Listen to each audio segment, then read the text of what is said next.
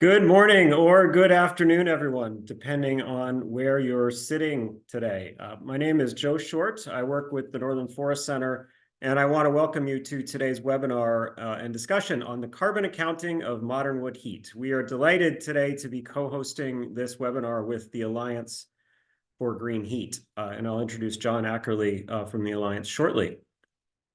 For those for whom the Northern Forest Center is unfamiliar, we are a regional organization working across Maine, New Hampshire, Vermont, and New York. Our programs work at the intersection of forest stewardship, forest-based business development, and rural economic development to create thriving rural communities in the context of a healthy and resilient forest landscape. Modern wood heat is a great example of a technology that touches on the economic, social, and environmental spheres that we work in.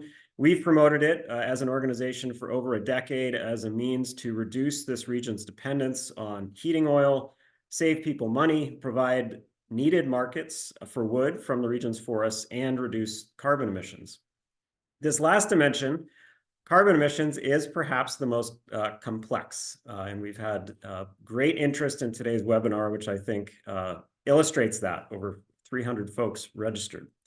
With the urgency of climate change, there is deservedly heightened attention on the climate impacts of our energy choices, and a lot of passion around those topics as well. When it comes to wood heat, there is great complexity, to say the least, to understanding those impacts.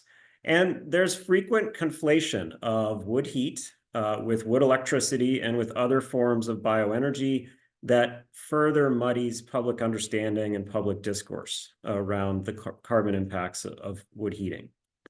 So today we have a chance to learn from three experts and understand what the science is saying about using wood for heat. And we really appreciate your interest in this topic and for being here today. To get and share a sense of who is with us, Darian is going to launch a quick poll. So please respond to the poll that's about to pop up on your screen. This just will give everyone a sense of where folks are geographically and the sectors that we're coming, and John will share the results in a couple of minutes.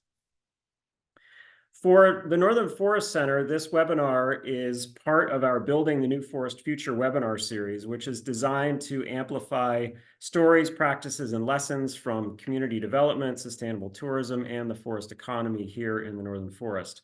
I want to give a big thanks to my colleague Kendall Gray here at the center for her work in putting today's session together. This session is being recorded. You should have gotten that note when you joined, and we will be making it available online once we wrap up. I now want to hand the screen to our co-hosts at the Alliance for Green Heat. John Ackerley and his colleague Darian Dwyer have been key partners in putting today together. John. Okay, thanks, Joe. Yeah, my name is John Ackerley, and I am the president of the Alliance for Green Heat. We are a small nonprofit based in Maryland, but I grew up in New England, so my heart is really in New England. That's where I, was living amongst a community heating with wood. So our mission is to focus on residential, low carbon residential heating. So we support all low carbon residential heating technologies, geothermal, and heat pumps, especially in states that have a lot of renewables on their grid, or a real commitment to increase the renewables on the grid. And recently, a lot of our work is focused on electrification because we are seeing a transformation of heating towards electricity. And our last two webinars, Clean Heat Standards and Pellet Heating in the Age of Heat Pumps, are all about exploring how wood and pellet heat can complement heat pumps. And we believe there's a great role for wood and pellet heat, especially in the Northeast, as our states electrify heating. Next slide. Our other main, some of our other core programs, I just wanted to mention briefly, we got a big grant from the U.S. Forest Service, so we're able to provide small grants to firewood banks. And there are hundreds and hundreds of firewood banks across the country, including many in New England. So we're giving some financial support to them to improve their practices. We also run a wood heater design challenge. Recently, we partnered with the DOE to really rethink the wood stove, and we're trying to automate the wood stove to get computers and sensors into it, just like every other combustion device, so that the homeowner doesn't have to adjust the air all the time. And we think this has huge promise to make stoves cleaner. And I should say, today is all about carbon, but the challenge for wood heat traditionally, the sustainability issues have to do more with pollution rather than carbon. And so I think wood heat, if you're just using more old-fashioned wood stoves, there is a real sustainability issue in populated areas, including in a lot of towns and throughout New England. And that's why both the Northern Forest Center and Alliance for Green Heat, we're looking more towards modern, what we call modern wood heat or advanced wood heating, which mostly means pellet stoves, pellet boilers, advanced wood boilers, and then much larger systems that use chips for institutional and public and commercial facilities. And then lastly, I just want to mention, we have a newsletter on our website. Anyone can sign up. It's a great free monthly source of all sorts of issues around wood heating. And we really try to cover all sides of the debate. Okay, so I think now I want to I want to introduce our panelists. And do we have the answers for the first poll? Okay. So poll number one, so it looks like a majority of people are from the Northeast. And then the second would be the West. And then actually Mid-Atlantic, Southeast, Midwest, and Pacific are all very similar. So I think this relatively predictable. Okay, going to move on. Do we have the second part of that quiz? I think that we also. I think if you scroll down, it's there. Looks like we have. Oops. I just closed it out. So we've got a good representation from folks working in government, about 46%, and then a nice distribution of folks coming from academic, tribal, corporate, nonprofit, and other perspectives. So hopefully that gives everyone a sense of the types of perspectives that are part of the conversation today and where they're sitting. Okay, thanks, Joe. Okay, so we have three very talented presenters, and they have about a little less than an hour to speak. And so we encourage everyone to ask questions in the Q&A. All our presenters are really looking forward to the Q&A section, which will start around 1 o'clock. And our first presenter is Dr. Ali Kosiba. She's a forest ecophysiologist, and Ali, I hope you will tell us what an ecophysiologist is, and an extension assistant professor of forestry at the University of Vermont. She specializes in climate change impacts on forest carbon dynamics, and forest health. And she was especially excited that she got to go for a cross-country ski this morning in Vermont. So with that, I will turn it over to Ali. Okay, great. I'm just gonna share my screen here and get into presenter mode. Looking good. Someone will tell me otherwise if not looking good.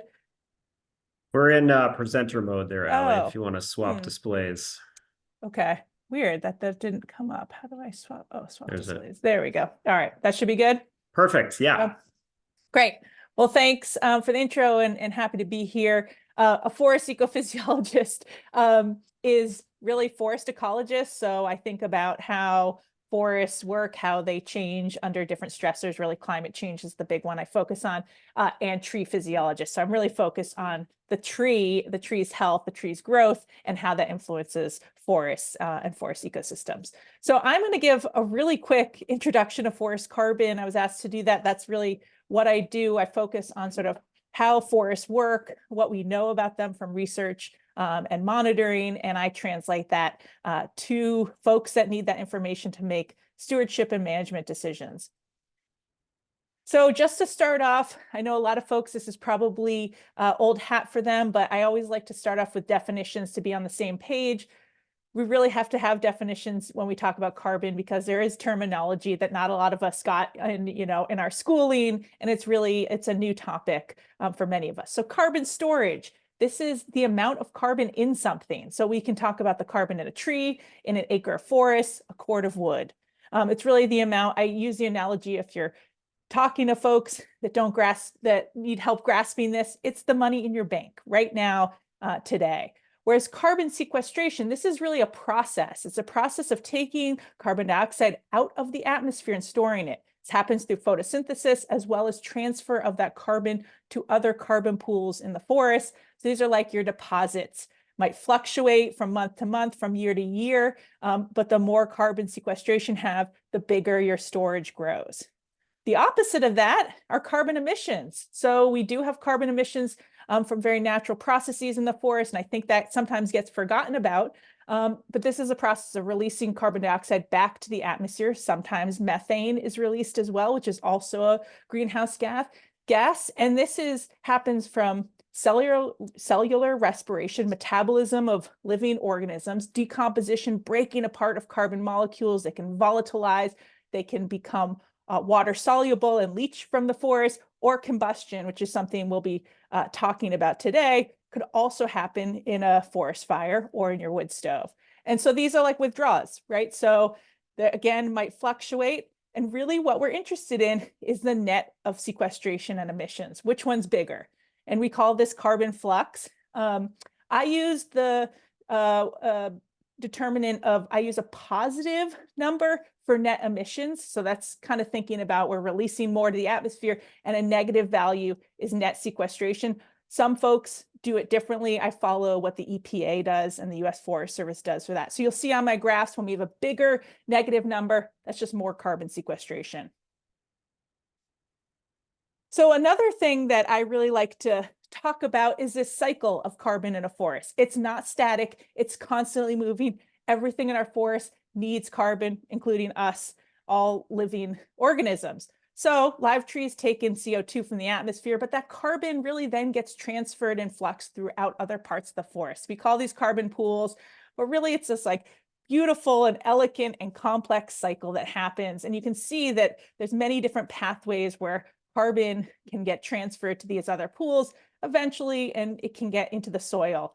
But at each one of these steps, there are emissions. I mentioned respiration and decomposition, right? So as fungi break apart dead wood or decomposed leaves, there are some emissions back out to the atmosphere. And live trees are emitting some of their carbon because they use that for energy.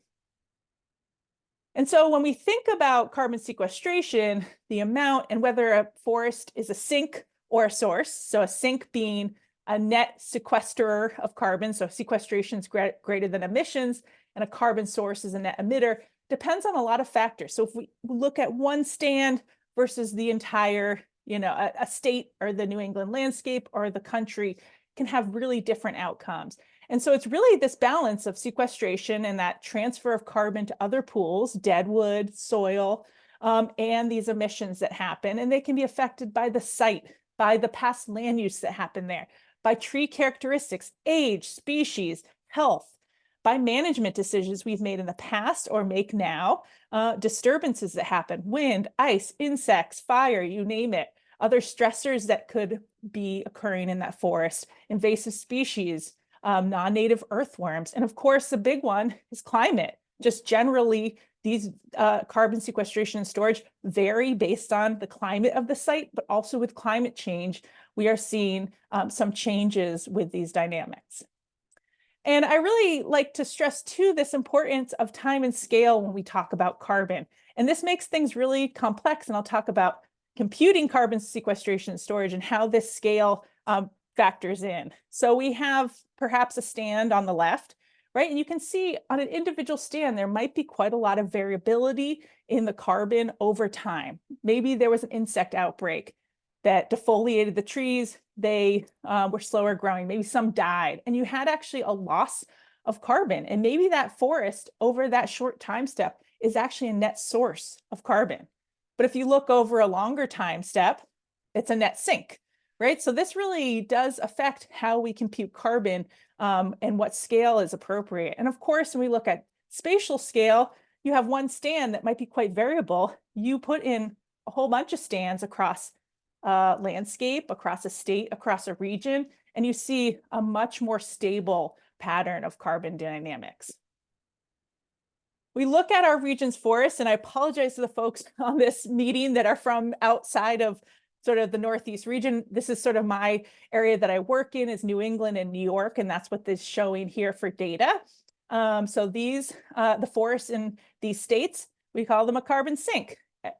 For at least the record we have here, and Bob will be talking about some more historical data we have on carbon in our forests, we see that we have net sequestration, right? So remember, that's big negative numbers, most of that in trees, but we can see there's a lot of flux from the trees to the deadwood pool.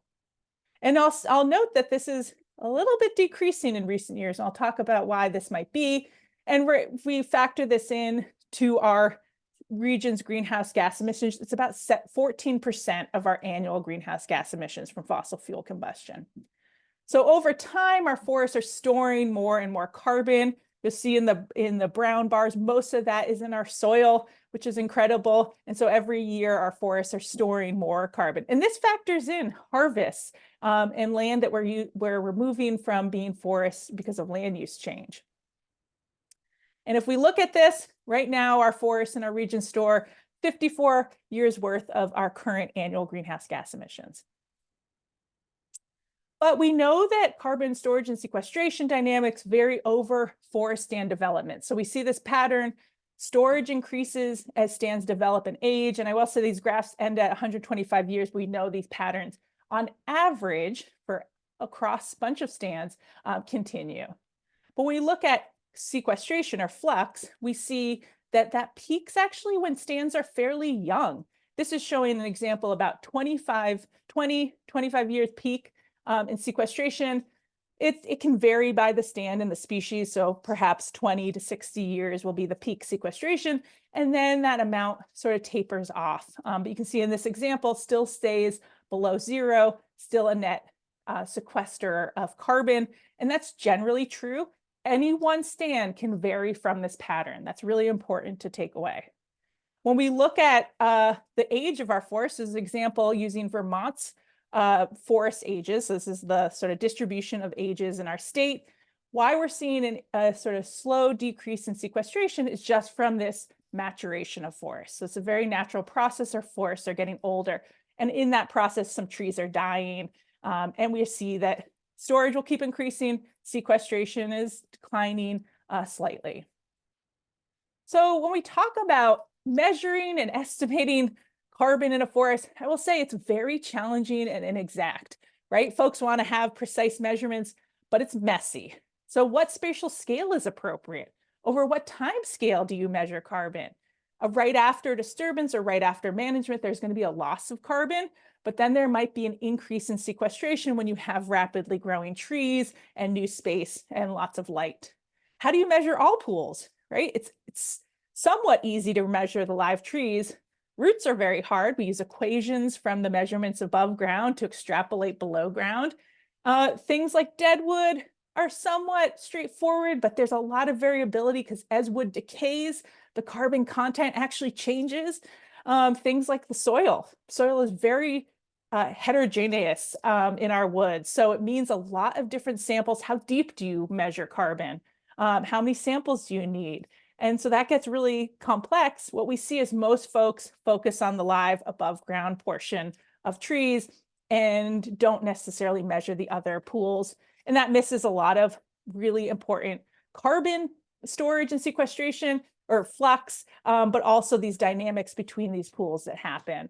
And so when we want to estimate flux in a forest, we actually do it mostly through a stock change method. So that means you need carbon storage over different time steps. So year one and then some other year, and that difference is a change in carbon storage. You annualize that by dividing by the number of years you have between those time steps. So it gets really challenging, and it's hard for us to have current flux data. We're always 1 year in the past. There are some other ways to measure it using flux towers. This is one from Harvard Forest. You can imagine these are very expensive and hard to set up. And so we only have a few of them, mostly for research purposes, but this does measure flux between the forest and the atmosphere, which is what we're really concerned with, right? What does the atmosphere see? And I just want to end, before I pass it off to Bob, of these other parts of the carbon equation when we talk about the forest, because forests and their carbon benefits do face a lot of novel stressors, right? We have new insects and diseases that we're finding about all the time, right? Emerald ash borer or hemlock woolly adelgid. We have invasive plants shown here. We have extensive deer browsing and earthworms that do affect sort of forest health, but also carbon. And I am very concerned with climate change and how climate change disturbances and just stress that is building in these forests will affect carbon dynamics. We also have this layered on this complex land use history that has altered a lot of our forests, where either they were cleared for agriculture or perhaps high graded, which means taking out the biggest and best trees. We've seen that species composition has altered, the forest age has really shrunk in distribution, and the structure has been very simplified in many cases. And so I really encourage folks to think about ways we can use thoughtful forest management to create some of this complexity, to increase species diversity, encourage a range of age classes across our landscape, right? We want a lot of difference and variability in our forests and across our region to promote resilience when there is catastrophic disturbances, stressors, insects, diseases. Can also restore ecological functions that maybe were degraded by past land use, promote wildlife habitats, and really importantly, sustainably harvest resources while getting into a place where we have more resilient forest carbon that's not prone to be lost from one windstorm if we have a single age, a single species stand. And so doing so really requires that landowners have financially viable harvest. So that means that they're not paying for this work to be done. And that often means we need markets for low-grade wood. And this is where firewood and pellets chips really come in. They are really important. Even though they're not the big money maker in the woods, they do allow for a lot of this restoration forestry to occur. So that's what I got. And I just want to plug, this is a QR code for the UVM Extension Forestry website. Have lots of information on carbon. I try to approach it for a wide audience. And so there's a number of resources there you can check out if you want a little more. And I will end on that.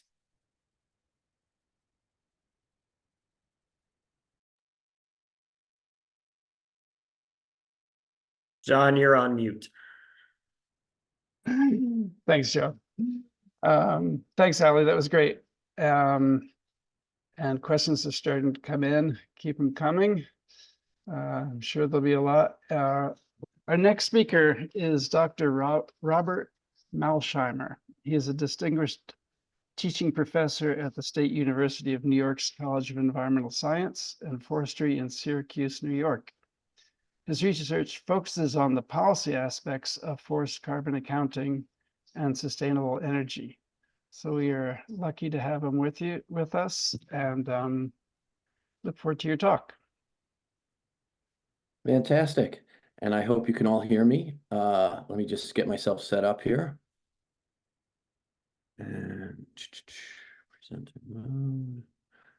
Okay, and I'm assuming you can see my slide. If not, please let me know. That looks great, Bob, and we can hear you. You're good to go. Fantastic. Hello, everyone. Thank you so much for having me today. I really appreciate it. What I'd like to do is spend about 20 minutes or so discussing the role of forest-based biomass energy in addressing climate change. And the goal of my presentation is to describe the climate change benefits in the peer-reviewed literature of using forest biomass energy. but I also want to make clear a few things regarding my presentation before I start. The first deals with forest biomass energy, and the fact that I would never recommend that trees that can be used for other purposes, such as for saw timber or as a feedstock for paper production, ever be chipped up and used for bioenergy. That makes absolutely no sense from a climate change, environment, or economic perspective when markets exist for those forest products. The second thing I want to also make clear is that I'm not in any way advocating or suggesting that all forests should be managed to produce biomass-based energy. My goal is to provide a science-based information discussion on the climate change benefits of forest products and energy and the energy that they can provide. So to be clear, to address climate change, we need a landscape of mixed forests. Some that are managed or not managed to maximize forest carbon stocks, others that are managed to maximize carbon sequestration, some that are managed to produce forest products and bioenergy, and some that are managed to produce a combination of these. And then thirdly, I'm going to talk about the climate change benefits of using forest biomass to heat buildings, and that the forest biomass is a byproduct from harvesting trees for saw timber or to meet some other landowner objectives, such as providing early successional habitat for birds.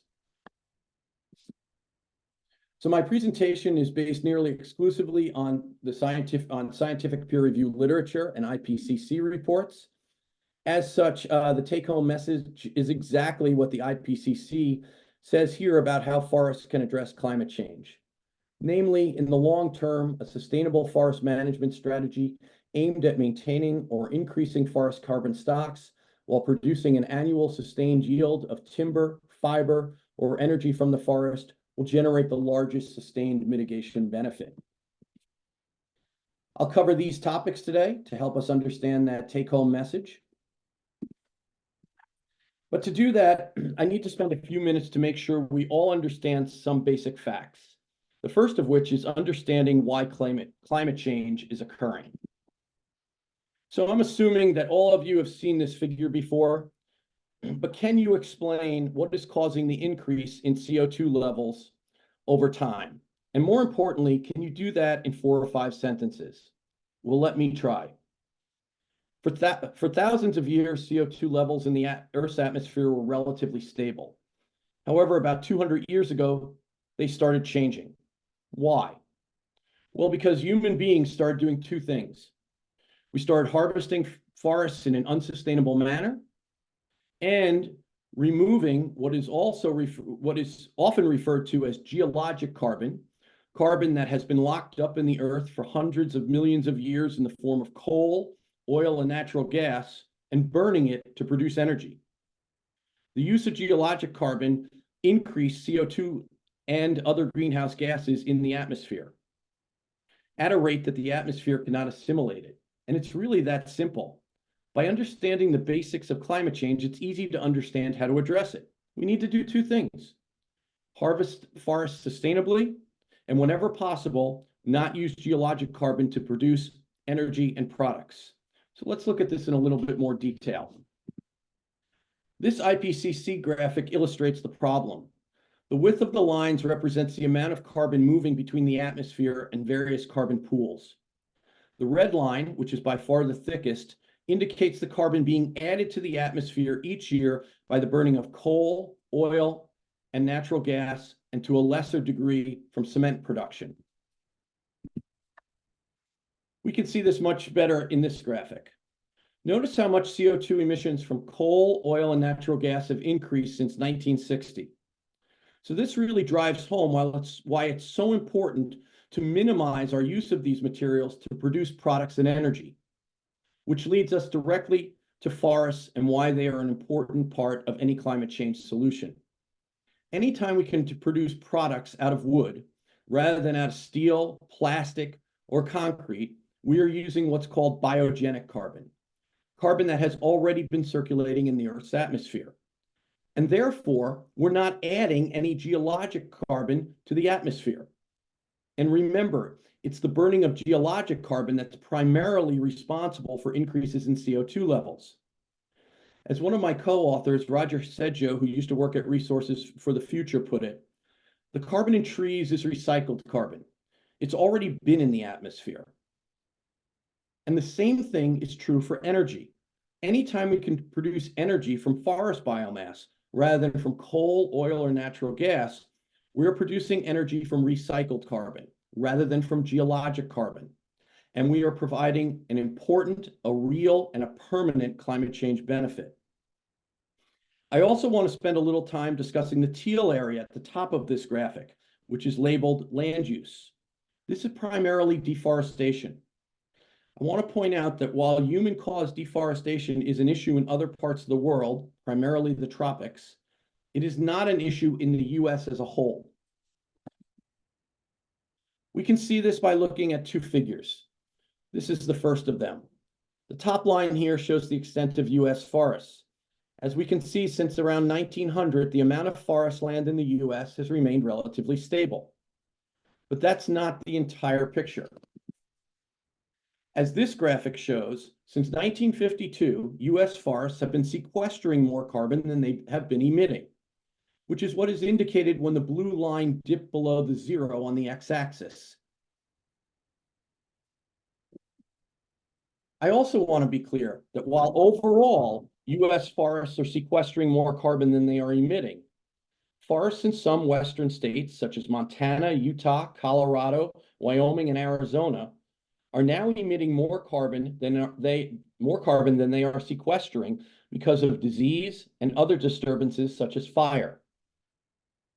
So since human-caused deforestation is not occurring in the US, has not been occurring in the US as a whole for more than 100 years, and US forests as a whole have been sequestering more carbon than they have been emitting, one way for forests to address climate change is for us to use forest-based products and energy rather than products and energy produced from the geologic carbon in fossil fuels.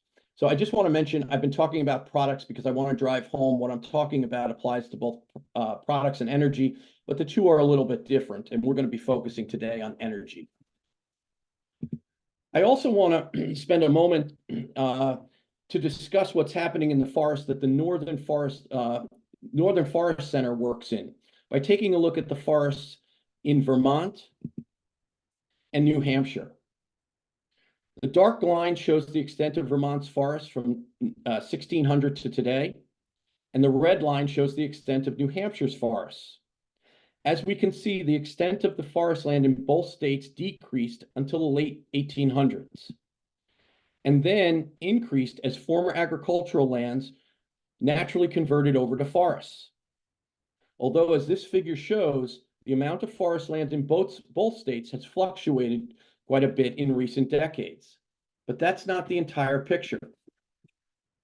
Just like US forests as a whole, New Hampshire and Vermont forests are carbon sinks. In other words, they have been sequestering more carbon than they have been emitting. So since deforestation is not occurring in the US as a whole, or in New Hampshire or Vermont as a whole for more than 100 years, and the US's, New Hampshire's, and Vermont's forests have been sequestering more carbon than they have been emitting, one way for forests to address climate change is for us to use forest-based energy rather than energy produced from the geologic carbon in fossil fuels. So now I want to talk about directly the role of forest biomass-based energy and using wood to heat buildings, and how that can address climate change. To understand why bioenergy is a solution to climate change, we need to spend a moment dissecting the statement, which comes from the peer-reviewed literature. As long as wood-producing land remains as forests, which we've seen already, whenever we use wood-based energy rather than energy from burning coal, natural gas, or oil, we reduce fossil fuel-based carbon emissions and get a climate change substitution benefit. Let's look at an example of this. This figure shows the CO2 emissions from wood boilers that use fuel oil, propane, and wood pellets. I should also note that because we use less energy to produce wood pellets, wood chips would have a we use less energy to produce wood chips, sorry about that. wood chips would have a lower total CO2 emissions than wood pellets.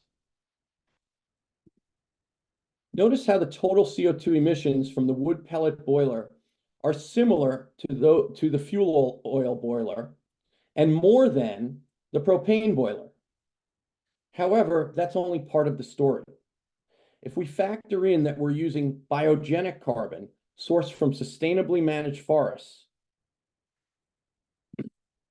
excuse me, which we are using, if we're using biomass from most US forests, we can see that fossil fuel-based emissions are only a fraction of those produced using fuel oil or propane.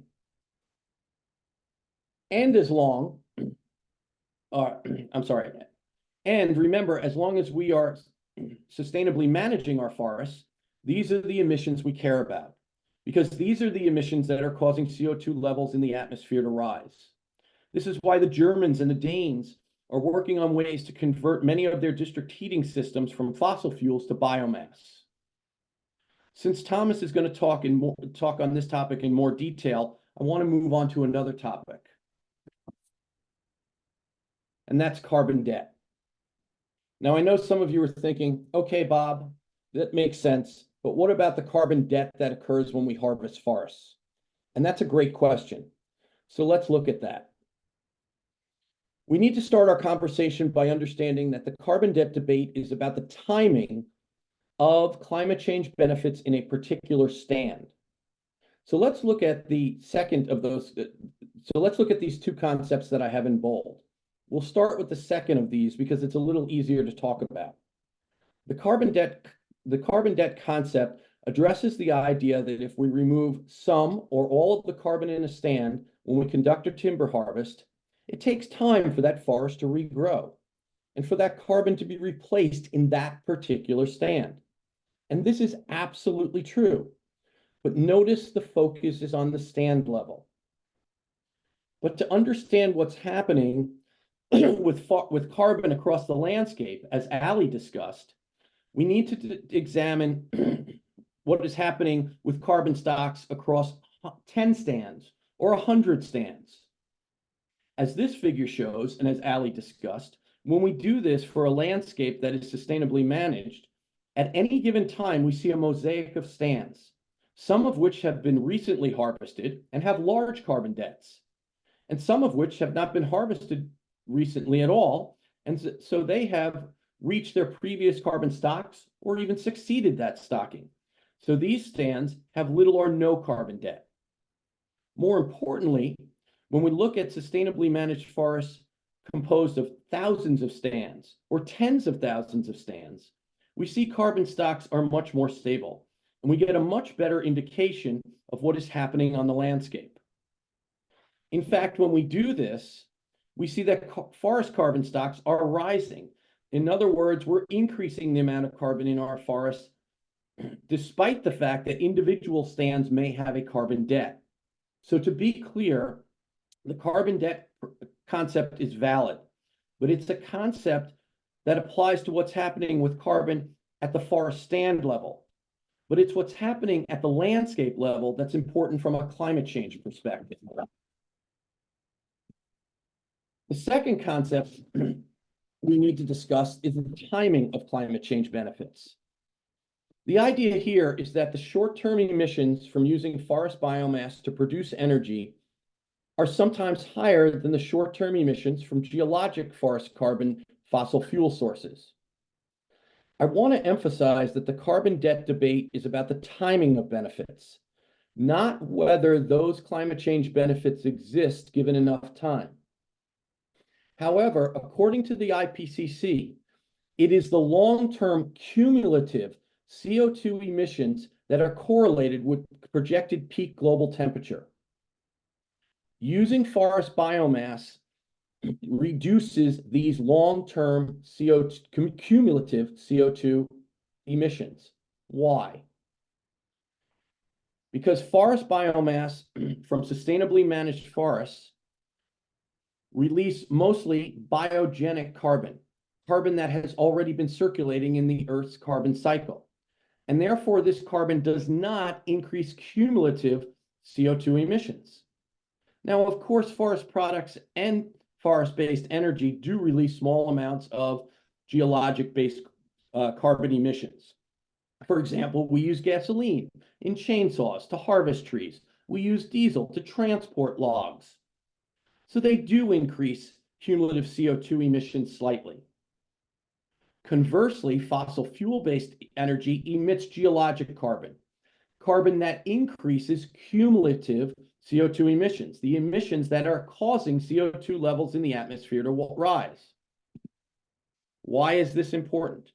Because the 6th IPCC assessment states that cumulative CO2 emissions are correlated with projected peak global temperature. In fact, and not to get too technical here, but it is worth spending a little time in the weeds here.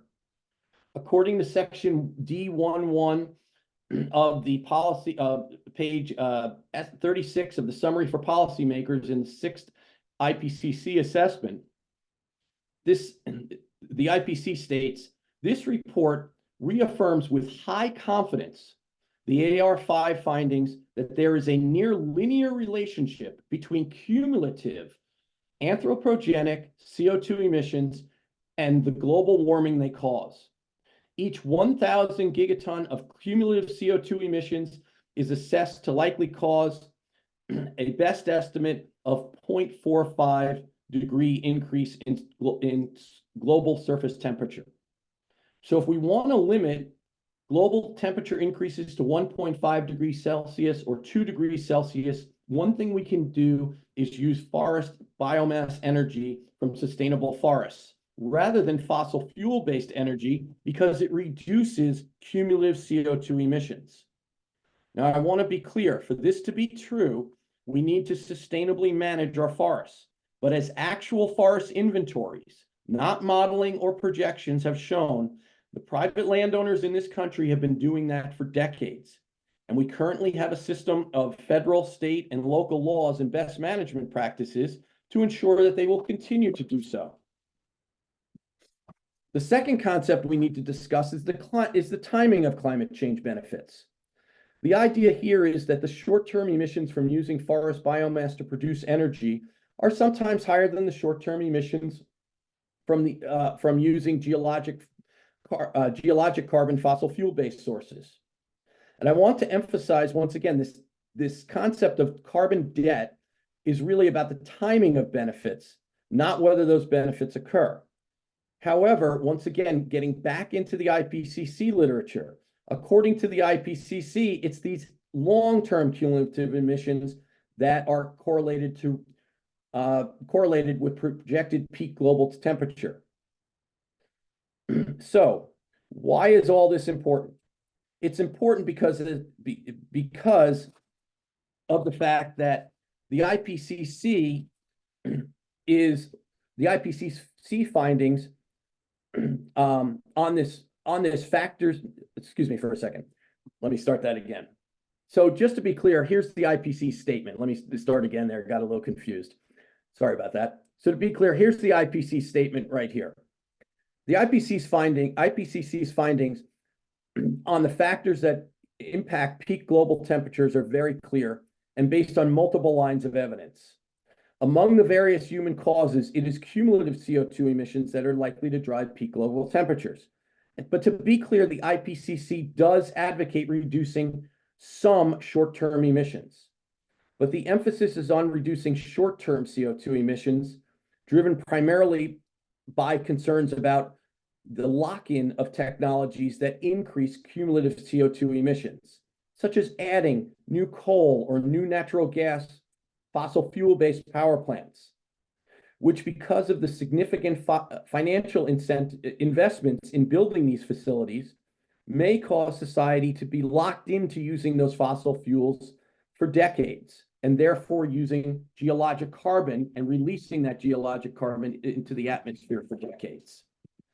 Before I end, I just want to briefly talk about one other important matter, and that's the importance of forest markets. Many people are worried that if we start using a lot of wood to produce products and energy, we'll start managing our forests in an unsustainable manner. So I want to mention something that's unique about U.S. forests and has been documented in the peer-reviewed literature through temporal observations, empirical studies, and extensive modeling. Namely, that because of the private property rights system we have in the U.S., markets for forest products and forest biomass encourage and lead private landowners to do two things. Number one, increase the amount of forest lands in the U.S., primarily by converting marginal agricultural lands to forests. And number two, to invest in management practices that increase the productivity of their forests, which increases forests' ability to sequester carbon. This is why forests have sequestered more carbon than they have emitted in the U.S. as a whole for the last 70 years, while supplying forest products and energy that has fueled economic expansion. So I want to end where I began, with this IPCC statement about forests and climate change. Once again, in the long-term, sustainable forest management strategy aimed at maintaining or increasing forest carbon stocks while producing an annual yield of timber, fiber, and energy from the forest will generate the largest mitigation benefit. I hope that was helpful, and I look forward to your questions. Thanks, Robert. That was excellent. And next we have Thomas Buchholz. Thomas is a senior scientist at Spatial Informatics Group and an affiliate of the University of Vermont, as well as the University of Montana. Forest carbon accounting for bioenergy systems is a core component of his research expertise. So that, Thomas, it looks like you're ready, and take it away. Sounds good. Thank you, John. Can you see me, hear me, everything going well? Yep. Excellent. Thanks for joining today and for listening in. I will present on a paper that we published in 2017 with reference to the Northeast, as well as more general thoughts and life cycle assessments and how they are performed. I'm based in Missoula, Montana. I was in the Northeast for a long time before. So the perspectives that we provide are basically across the US, if not international. And again, this life cycle assessment, quantification, forest carbon modeling is at the core of a lot what I do and what we do at the Spatial Informatics Group. The overview for today's slides is presented here. Again, focus on life cycle assessments, more general introduction, what a life cycle assessment actually is, and where you need to pay attention to when you see a life cycle assessment report or any presentation about outcomes from life cycle assessments in reference to forests in general. And then again, these results that we presented there a few years ago and what they would mean today, where things have changed, where things actually have remained the same. And again, with a focus on the wood heat component.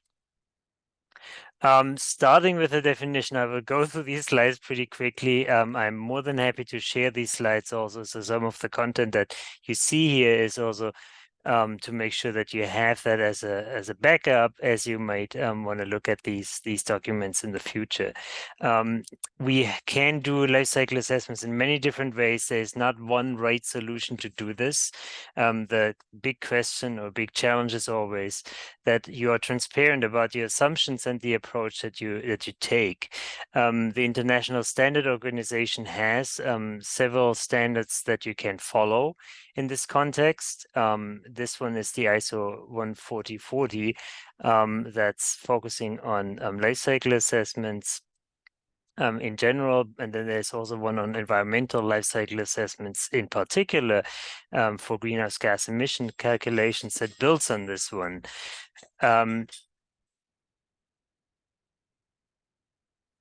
One second, I'm not getting my phone quiet here.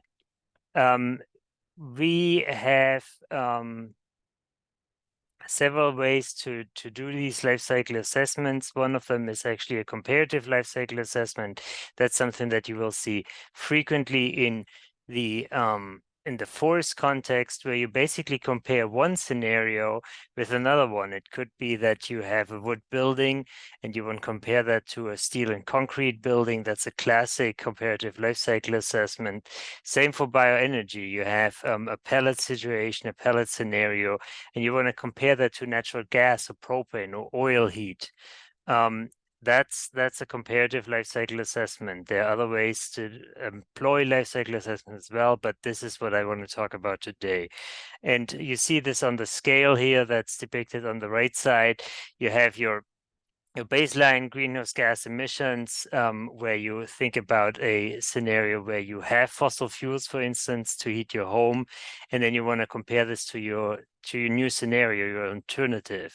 And you start to sketch out how different components of these two scenarios would be accounted for and quantified. You have fossil fuel emissions in both situations. One is fossil fuel emissions from actually heating your home.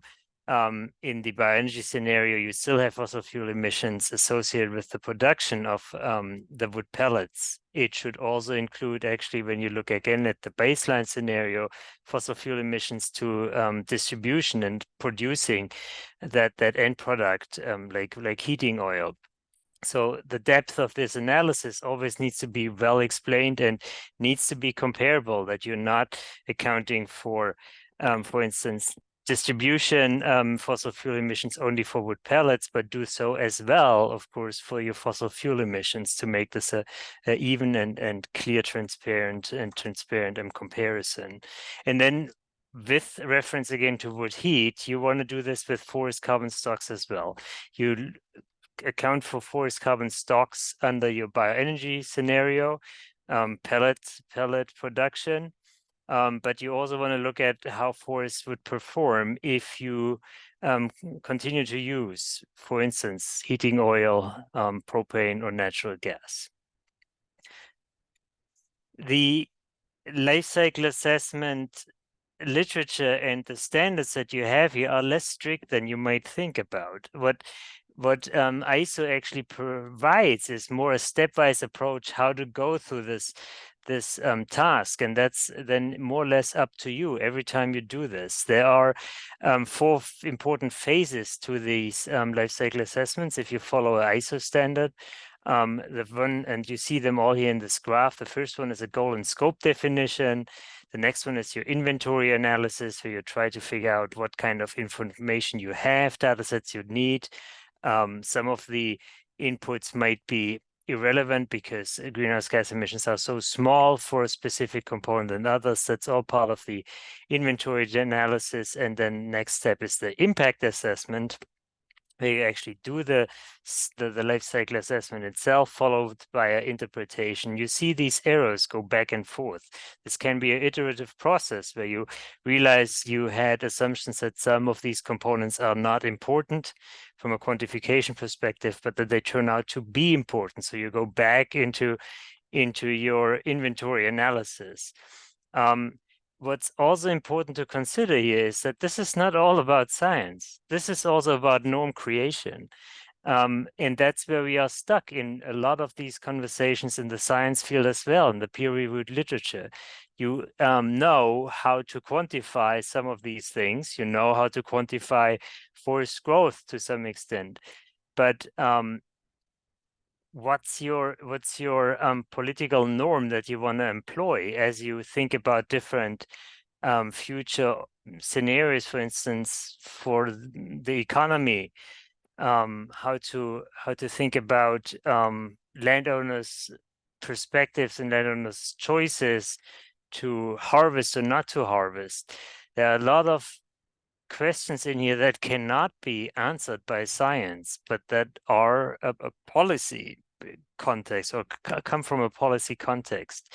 And I think there are definitely ways to do this the wrong way, but in the end, these are often not questions that can be answered as right or wrong, but where it's then really key that you lay out clearly all your assumptions and your methodologies as transparently as you can to make this an open result or can create an open result and really contribute to the debate in a larger context, and not declare it as the ultimate science tool that you have. It's not, and the ISO standard is very clear about that. This is my last slide on life cycle assessments, specifically with a lot of words on it, and I'll go through it very quickly. But we talked already about comparative LCAs and how you employ those and why they're important in this context here. The next thing is then that you define these scenarios, your baseline scenarios, what would happen if you do not have heat with wood, with pellets, for instance, versus a scenario where you heat with wood. And then there are spatial elements to it as well, and temporal elements. And I'll talk about those here in the next 2 slides. And then a few more applied examples. Carbon offset markets are actually also falling to some extent to this LCA debate, as well as carbon footprinting for wood products in general. Setting boundaries, that's where it starts actually often with these studies, where you just have a situation where forest products are being assessed on their assumption that nothing happens in the forest, or the forest carbon is excluded.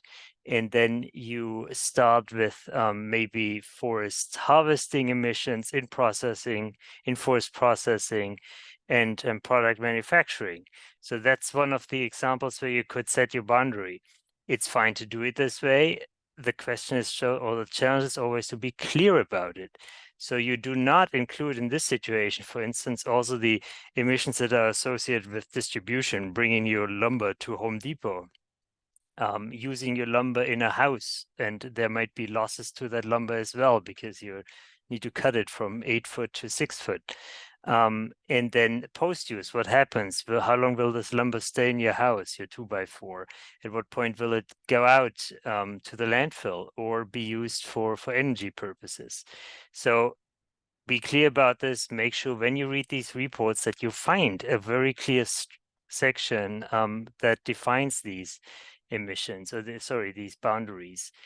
Here's another example of a boundary that actually includes forest carbon stocks. You're not just assuming that the wood product that comes out of a forest is carbon neutral, but you also consider how that wood product might actually change harvest emissions, or forest forest stock emissions in the forest itself, and change forest growth trajectories, for instance. And then, of course, there's the platinum version, where you really try to include everything, but that also can increase uncertainty. So you need to make sure that you really have a well-defined sensitivity analysis in your LCA. So these are all the components that you really want to look for as you see a life cycle assessment report in front of you, and make sure, are these elements covered? Are they transparent about their assumptions, the scenario setups, and how do they discuss in the end sensitivities? 2 more slides in general on LCA. There is always a question, why do we need to include forest growth and forest stock emissions in some of these LCAs? The carbon was sequestered before by trees. Now we cut the tree and it's going back to the atmosphere, and it's a cycle. And per se, wood harvests are neutral as long as you don't reduce forest stocks on the ground. And that's actually that's a statement that's already pretty that can be challenged, let's put it this way. For annual crops, I think that's a pretty straightforward thing. You have emissions or a sequestration happening in the same year as you see emissions. You plant in the spring, you harvest in fall, and there might be residues, but these residues will also probably emit within a year. So there is, I think, a assumption on carbon neutrality from the biogenic perspective, that's probably can be defended to a large extent. With forests, it's a little bit more complex. You have a time component in here, and the easiest example here is, for instance, decay. If a tree dies, and you don't touch it, it will stay there for many years. You all have seen snags in the forest. They fall down eventually. They will still be on the ground. They can do this for decades. So how do you account for that? It's not necessarily a immediate release. And therefore, the assumption, per se assumption, that wood bioenergy or wood carbon stored in wood is carbon neutral per se can be challenged and is challenged in the scientific literature. And again, the big question is how assumptions communicate in this context. So with these general slides on carbon accounting and life cycle assessment, I want to move forward now to a paper that we produced in 2017 on pellet heat in the northeastern forest. It was focused on Maine. And we looked at different scenarios, how these pellets would perform from a climate perspective compared to other alternatives that landowners have, homeowners or residents in the Northeast have to heat their homes. The first piece here that's important to consider is that we clearly define our scenarios. So we have a baseline forest sector scenario here where we assume, for instance, current harvest activities would remain the same. Pulpwood would be harvested and consumed by pulp and paper mills, and some tops and limbs from harvest are used for electricity. But the rest remains in the forest, and no new pellets would be produced. That was the baseline assumption for the first scenario. And now you would compare that to a new harvest scenario, where you would actually add new harvests to that existing market, driven by pellets, driven by other wood products, and you actually create an additional draw on the forest. That's the scenario 1, new harvests. Then there was a scenario 2 that we called market shift. And that also assumed that the harvest levels in Maine would remain the same, but you would produce less pulpwood because the pulpwood industry was in decline back then. And you would now use all that wood that would have been dedicated to pulp to pellets. And that was the market shift scenario. So again, no additional harvest, but a shift over to pellet production. And then the third scenario was a low demand scenario, where we actually looked at the scenario where the overall rates would have declined, harvest rates would have declined because of loss of pulp mill capacity. But the harvest activity types remained the same.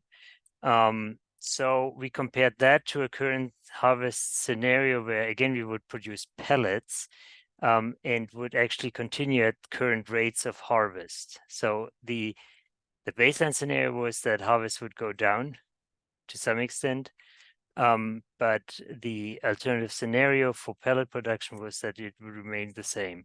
And with those 2 scenarios, you basically try to cover an uncertain future. Who knows what the right baseline scenario sector of right baseline assumption would be here.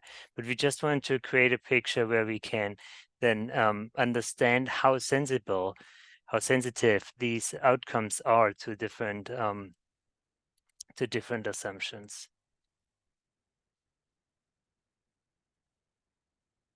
I don't want to spend too much time on this one. What we did in the end was, again, modeling forests carbon out over 40 to 50 years, and look at change in forest growth and stocks in the forest. That's why I just want to briefly show this slide. But the outcome was the important outcome I want to focus on here is on this slide, where we actually now looked at a comparison of pellet production under these 3 different scenarios compared to home heating oil.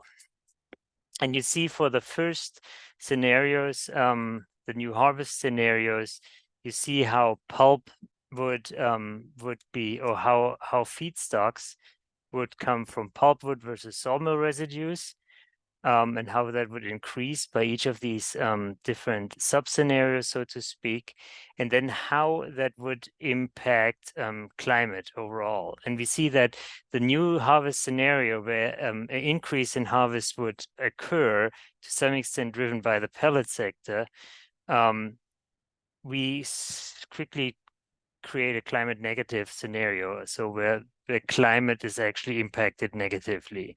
And the market shift scenario, where the production would remain the same, or the harvest volumes would remain the same, but change from pulp more towards pellets.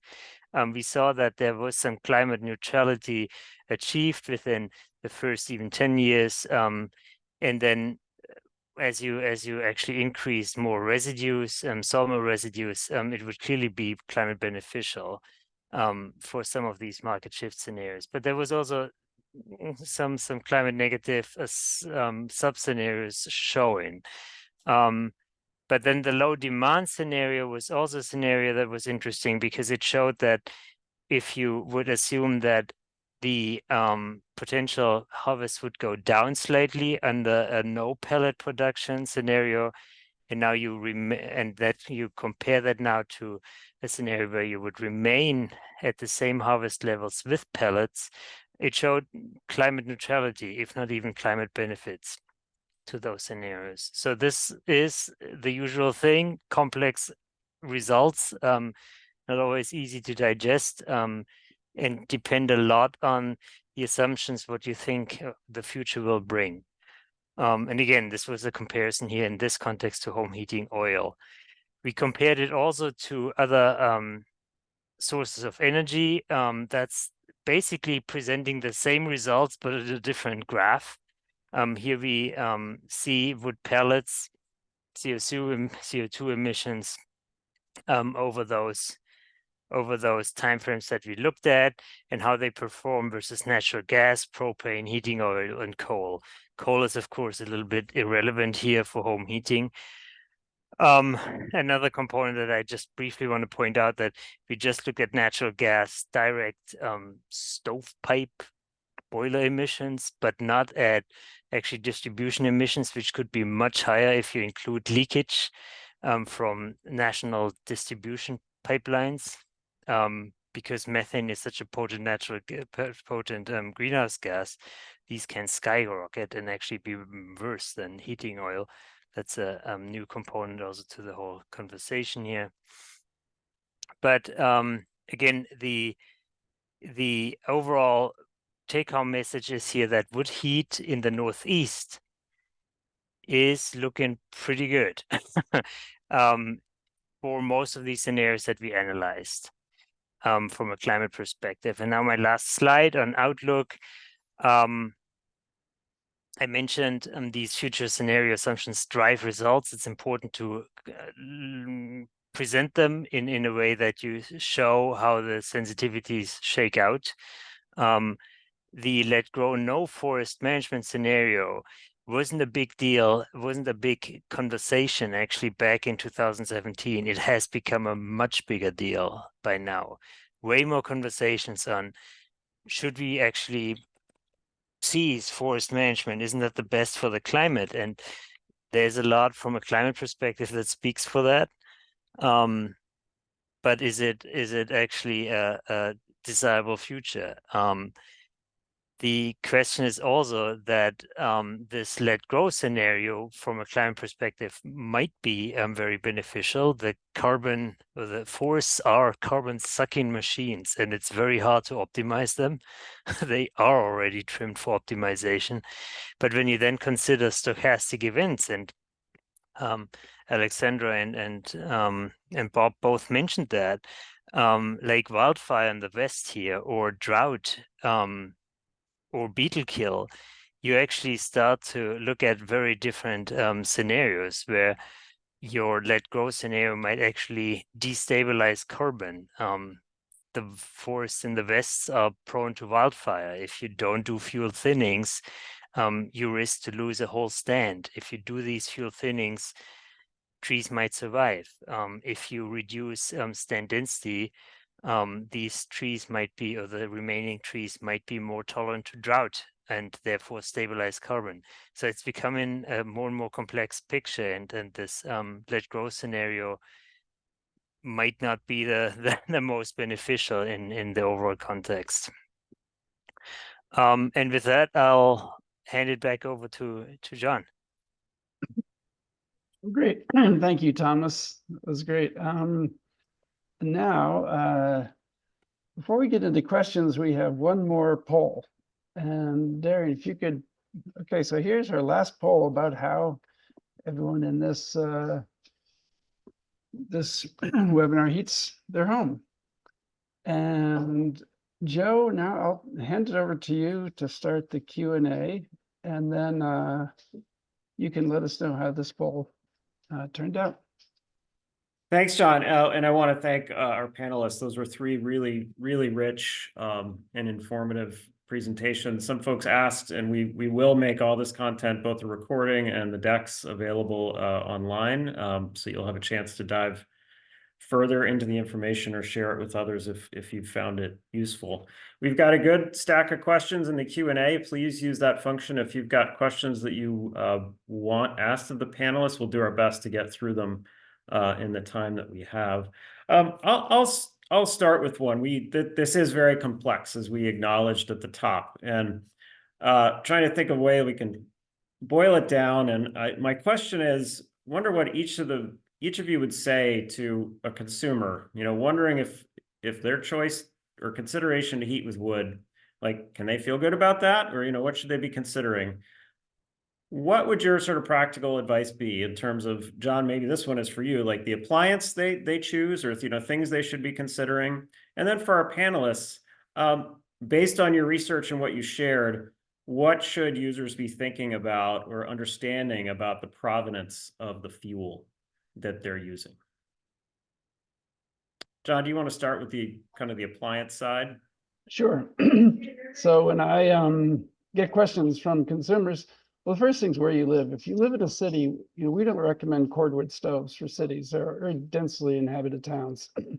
But pellet stoves are, are legitimate forms of heat in those areas because the emissions are so tiny. Now, if every single person used a wood stove in the town, maybe it would be different. Or I mean, a pellet stove.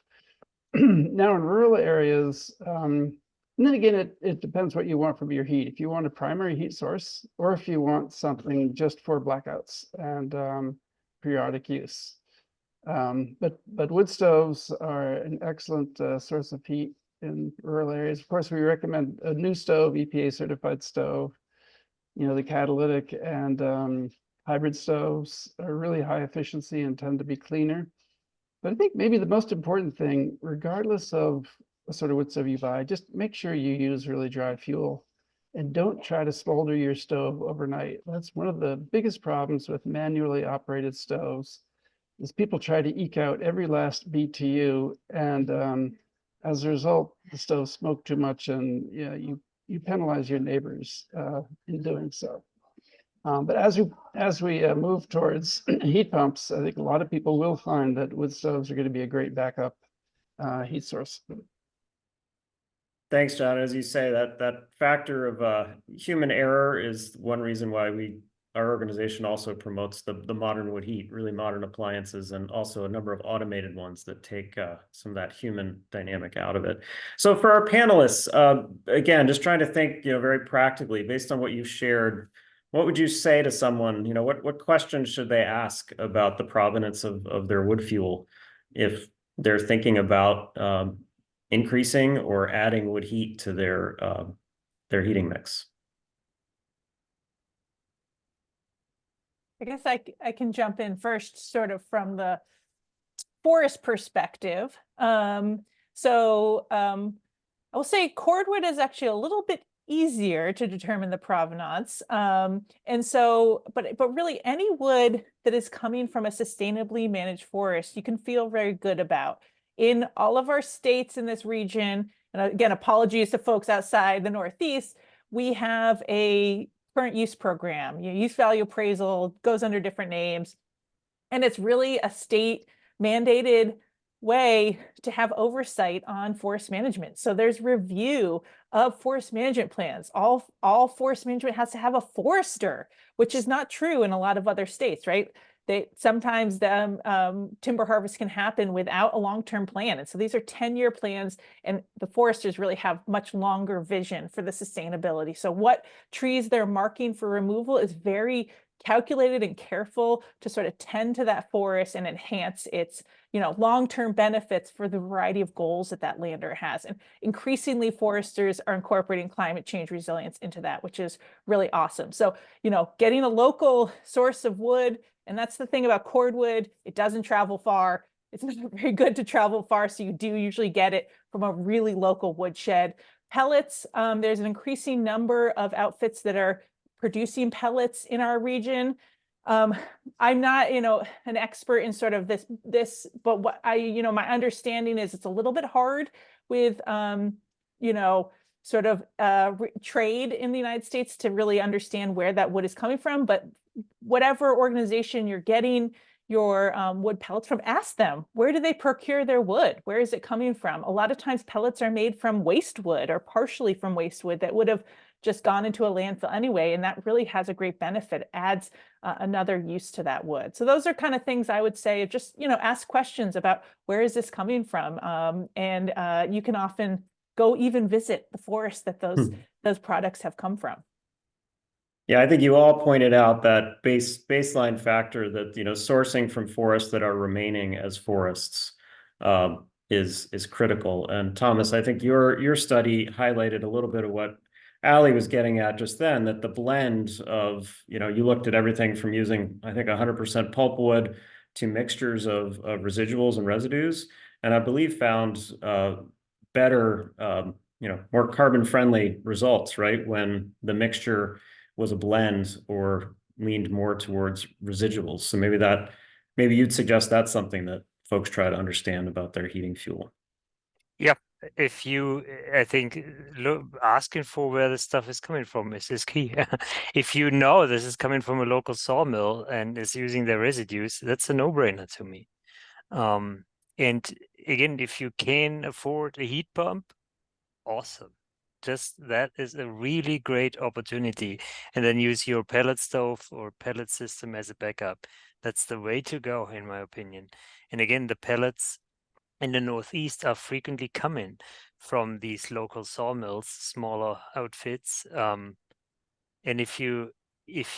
ask where it's coming from. If it's coming from the Northeast, there's a really good chance that this is from that this shakes out from a climate perspective in your benefit. Thank you all. Bob, I'll toss a different question your way. This is from Colin in New York. His question is, how will biogenic carbon not being accounted for differently in New York State climate policy affect wood heat policy going forward? I don't know if you have the context to answer that, but I think it's important because I know we've observed that, as New York goes, other states have looked at that in terms of policy. Is that a question you are able to speak to? Yeah, but it would take quite a bit of time to be Okay. quite honest about it. And the other part of Colin's question, which I also saw, that's really a question for DEC in terms of why they did that. I'm not sure I can actually answer why DEC decided to make that decision or not. But if Colin wants to contact me, specifically, I'm happy to do so. I'll just say though that I want to go back to your question that you asked just a moment ago. I think it's very important for people who do heat with wood to use the correct terminology, right? I mean, heating with wood is not carbon neutral. And there was something in the questions about this. It's low carbon. And it's low carbon because we do use fossil fuels, as I pointed out, for chainsaws, for diesel, for transportation, things like that. Until we are using biofuels for those particular purposes, it's better to classify your use of wood as low carbon than it is as carbon neutral, if you want to be, accurate with the terminology that you're using. Thanks, Bob. John asked a question of all of you, and I'll sort of expand on it a little bit. He was curious about the potential, I think, John, you were saying about 15% of homes in Vermont use wood currently and potential for that to grow. I'll ask that a bit more broadly to everyone. Do you see room for use of wood heat to grow with all the important assumptions and caveats that we've named, assuming it comes from sustainably managed forests, is substituting for fossil fuels, and is combusted efficiently in modern appliances? How do you feel about scenarios for wood heat to grow? And that can be yes or no. And then I'm curious, like, what might change your answer? What would be some things that if you do think there's growth potential, would cause you to say, cause you to change that and say, actually, I'm developing some concern. Or if you have concerns about wood heat currently, what are some of the factors that would lead you to feel more comfortable and confident that it's good from a climate perspective?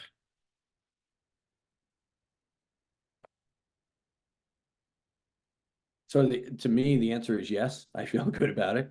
I think that the reason I can say that, I don't know the growth to removal ratios in Vermont or New Hampshire, but in New York, it's about 2.5 to 1. So for every 1 cubic meter of wood that we remove, we're growing 2.5.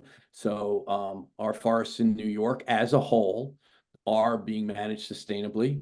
And so I think at this point we can say, yeah, there's definitely an opportunity for growth here. What we need to do is obviously, just like with anything, if we're going to manage it sustainably, you need to monitor it, and you need to ensure that you're not significantly changing the dynamics of the system. And so I think that would really be the thing that would cause that needs to be done if we want to expand the use of wood in any way that we're going to use it. Yeah, I can follow up for that. Yep, Bob, very similar in Vermont. We're about 2.5 to 3 times the growth to removals. So similar, and it varies from state to state in the region, but overall, that's what we're seeing in Vermont. And I'd second that, really thinking about a harvest is not happening solely for cordwood or solely for pellets. That's not usually economic, right? So it's part of a larger timber harvest where there's saw logs, there's other products coming out of this forest. And those, what we call them low grade products, are an important part. So it allows removal of sort of like unhealthy, slow growing, maybe damaged trees to leave room for really nice, healthy trees. So there's a lot of tending that happens in thinning. And part of that's the developmental stage of our forests.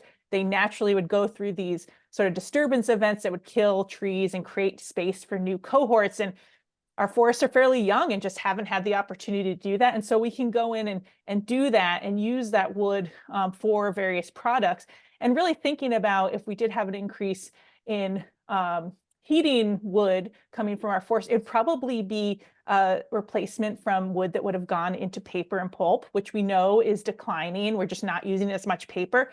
That's also not a very long-lived product. So even though, when we heat, that is essentially a direct, like an immediate emissions of that carbon stored in the wood, paper doesn't hold carbon for very long. And compare that to something like a saw log or a material that would go into structural materials for building a house, hardwood floors that can store carbon for decades, centuries, we know from houses in New England. So, it would really, I imagine that emissions trade-off would be pretty small, just because you're substituting a short-lived product for another short-lived product.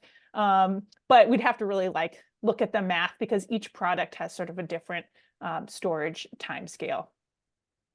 But in general, I do really support wood heat. I think it's a really important part of making forest management economic, and particularly as we think about a changing climate, that we really want to encourage sort of species diversity and diversity across our forested landscape. It is critical for making this work for private landowners that really have a lot of costs associated with owning land in our region. And so keeping our land forested is by far the most important. From my perspective, I'm actually not so concerned about the growth to drain ratio or the growth to yield ratio. From a carbon perspective, that from a sustainable forestry perspective, that's a key metric, has been over centuries now. But from a carbon perspective, I don't look much at that. I look more at trend lines. If you see an increase in carbon in your forests, you want to compare that to your new scenario where you would harvest for whatever reason. Is that trend line actually then increasing or decreasing? And what's the difference? That is what I'm concerned about. I actually think that you can even make a case for climate beneficial harvests when your trend line looks like this. You see a downward spiral. That's the Western forest fire situation. Now that you have this downward trend, and you do actually restoration activities that will stabilize carbon over the long term in your forest, because you remove a lot of the smaller trees so the bigger trees can survive and you don't have high severity wildfires. Same actually with drought. You start with this trend line and you are ending up with this trend line. It's still going downhill, not pretty, but not at the same rate anymore. And that's a benefit. It sounds abstract, but it's real. And I think that's something that we should keep in mind. And, if there's more restoration biomass coming out from the Northeast in the future, because you think about drought, you think about beetle kill, and you want to be more, you think about resilience and stabilizing carbon, there might be well harvests that actually don't pay at all, and that only produce pellet material or firewood material, but the driver was to stabilize carbon in the first place. So that could create scenarios where you actually harvest and you only harvest low-grade biomass, and it's still climate benefit, might be climate beneficial. With apologies to the many good question askers that we haven't gotten to, we have filled our time, and I want to be mindful of that. We can regroup with our panelists, and if there's some core questions we didn't get to, think about how do we answer those in a follow-on email. But I just want to again emphasize, I think what you all have said, that where we sit in the Northeast, like our forests are a critical part of keeping climate change, helping climate change not get any worse, and can be part of the solution. And fundamentally, keeping those forests as forests is really critically important. And thank you for helping us understand how this one piece, using wood for heat, fits into that, along many other many other uses. John, I'll give you a few closing comments in a second. In addition to thanking our panelists, I want to thank U.S. Forest Service has provided some funding support to the center for this series, so thank you for that. Now for something entirely different, I wanted to note that in the next New Forest Future webinar, we're going to be talking with a couple of different folks, community representatives from around the region, who are getting ready for the 2024 total solar eclipse, which is going to go right across the northern forest.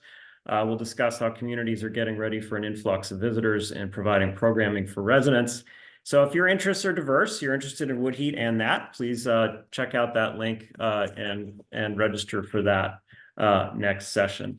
Again, we will follow up with an email. My colleague Kendall will send out a recording of the webinar, resources, links to future webinars, so you can look for that. And we did see the inquiries about whether this can be used for continuing education credits. If you're interested, we did not register that in advance, but if you're interested in that, please contact Kendall and we'll see if we can help you document your attendance. Again, I want to thank John and his colleagues for co-hosting, and John, I'll let you wrap us up.